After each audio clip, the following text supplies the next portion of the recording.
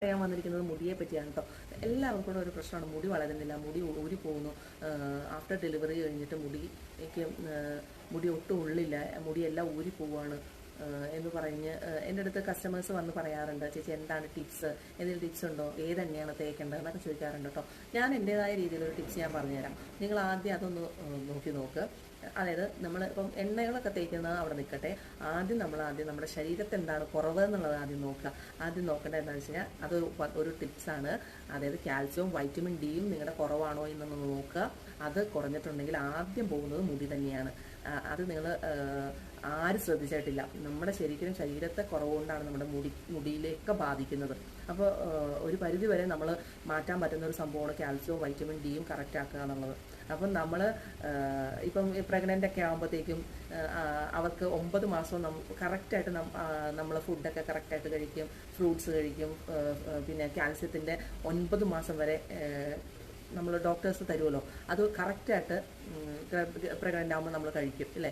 അത് കഴിഞ്ഞ് after delivery കഴിയും. അപ്പം നമുക്ക് ഈ കഴിച്ച് കഴിഞ്ഞിട്ട് ഡെലിവറി കഴിഞ്ഞ് കഴിയുമ്പോൾ മുടി വളരാത്ത ആൾക്കാരുടെ വരെ മുടി വളർന്നിട്ടുണ്ടാകും. കാരണം എന്താ, ഈ കാൽസ്യവും വൈറ്റമിൻസ് ഒക്കെ കറക്റ്റായിട്ട് നമ്മുടെ ശരീരത്തിൽ എത്തിയിട്ടുണ്ട്. നമ്മൾ കുട്ടികളുള്ളതുകൊണ്ട് നമ്മൾ എല്ലാം കറക്റ്റായിട്ട് കഴിക്കും അല്ലേ. അത് കഴിഞ്ഞ് ആഫ്റ്റർ ഡെലിവറി കഴിയുമ്പോൾ എന്താ പറ്റണേ, നമ്മൾ പാല് കൊടുക്കുമ്പോഴത്തേക്കും ആ കാൽസ്യം മുഴുവനും നമ്മുടെ കുട്ടികൾക്കാണ് നമ്മൾ കൊടുക്കുന്നത് അല്ലേ. അപ്പോൾ എന്താ, നമ്മുടെ ശരീരത്തിലുള്ള കാൽസ്യം മുഴുവനും അവർ കൊണ്ടുപോകും. നമ്മുടെ ശരീരത്തിലുള്ള മുടിയായിക്കോട്ടെ അങ്ങനെയുള്ള കാൽസ്യങ്ങളെല്ലാം കുറയുമ്പോൾ മുടിയും ബാക്ക് പെയിന് അങ്ങനെയുള്ള കാര്യങ്ങളെല്ലാം വന്നിട്ടുണ്ടാകും. അപ്പം നമ്മൾ ഡോക്ടേഴ്സ് പറയും ഒരു 6-7 മാസം വരെ നമ്മൾ ഈ മെഡിസിൻസ് ഒക്കെ കഴിക്കണോട്ടോ എന്ന് പറഞ്ഞായിരിക്കും തരുന്നത്. കാൽസ്യമൊക്കെ നമ്മൾ ആരെങ്കിലും കഴിക്കാറുണ്ടോ? കഴിക്കാറില്ല.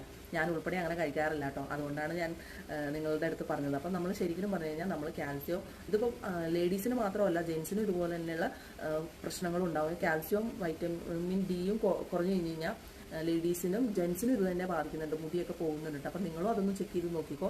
ഇതിപ്പോൾ ലേഡീസിന് മാത്രമെന്നുള്ളതല്ല, എല്ലാവർക്കും ഉള്ള ഒരു കാര്യം തന്നെയാണ്.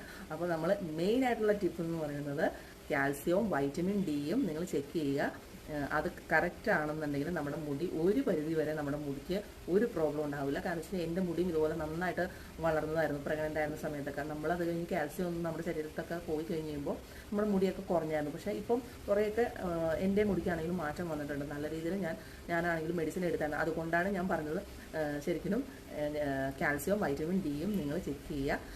നിങ്ങളുടെ മുടി നന്നായിട്ട് വളരും.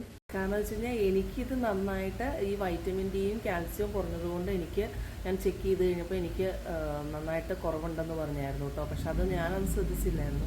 അപ്പോൾ എനിക്കത് ഓക്കെ ആയതുകൊണ്ടാണ് ഞാൻ നിങ്ങൾക്കത് പറഞ്ഞു തന്നത്. നിങ്ങൾ ആരും അത് ശ്രദ്ധിക്കാതെ പോകരുത്.